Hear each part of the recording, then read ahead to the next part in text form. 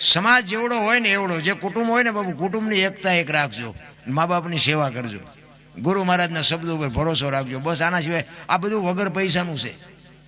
મા બાપની સેવા કરવામાં પૈસા ન જોવે, વ્યસન મૂકી દો એમાં પૈસા ન જોવે, પૈસા બચે. કુટુંબની એકતા હોય ને એમાં બાપુ પૈસાની જરૂર ન પડે. આ સુખી થવાની તમને મફત દવા દેખાડું. એક કઠિયારો હતો ને, કુવાડા ટીપાવી નીકળ્યો ને જંગલમાંથી, જંગલના ઝાડવા રોવા માંડ્યા. તો મોટા ઝાડવા તે પૂછતા હતા કે હું કામ રોવો છો? એ કે ઓલો કઠિયારો કુવાડા ટીપાવીને ગયો ને વહેલો મોડો કાપી નાખશે. એ મોટા ઝાડવા તેને બહુ સરસ જવાબ આપ્યો. એ કે કઠિયારાની તાકાત નથી ને કુવાડાની તાકાત નથી, પણ હાથા જોઈજો મારી પાપડા છે. એ હાથા ન થાવ તો કોઈ ન કાપી શકે. એમ તમારા અને મારા કુટુંબમાં જદી વિખવાદ જાગે તેથી બાપુ ઊંડા ઉતરીને જોજો, એકાદો હાથો આપણો હોય ને કરી એકતા હોય તો આ દુનિયામાં કોઈની તાકાત નથી, કોઈ લાંબો હાથ કરી શકે.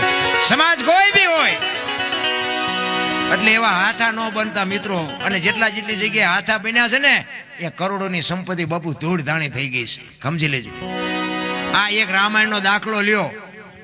વિભીષણને જેવો કહેતા હોય બાપુ હાથો ન બન્યો હોત તો બાપુ લંકા રોળાત નહીં. એ વિભીષણ હાથો બન્યો છે.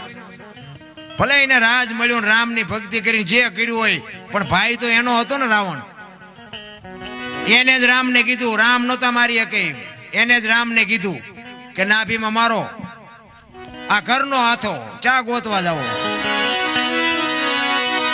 એટલે હાથા ન બનતા અને એક મા બાપને દુઃખી ન કરતા. બાપુ જિંદગીમાં કોઈ દી મોડો દી ન ગઈ આપણી ગેરંટી.